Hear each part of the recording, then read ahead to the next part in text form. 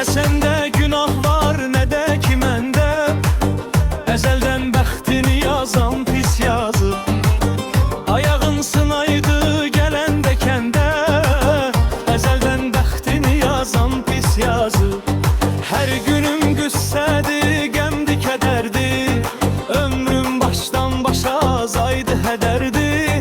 Mən kimə söyleyim, deyim bu dərdi, ezelden bəxtini yazan pis yazı. Peşiman olsam da faydası yoktur, ezelden sevmeyin qaydası yoktur. Ne kadar desem de faydası yoktur, ezelden bəxtini yazan pis yazı.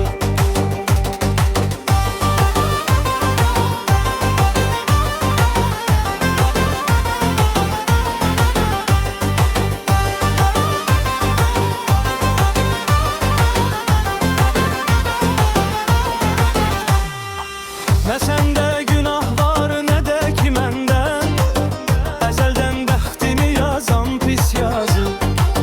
Ayağın sınaydı gelende kende, ezelden bəxtini yazan pis yazı. Her günüm güssədi, qəmdi, kədərdi, ömrüm baştan başa azaydı, hədərdi.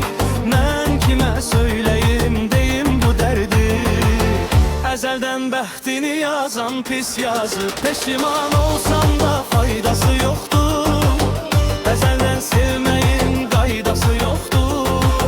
Ne kadar desem de faydası yoktur, ezelden bəxtini yazan pis yazı. Peşiman olsam da faydası yoktur, ezelden sevmeyin qaydası yoktur.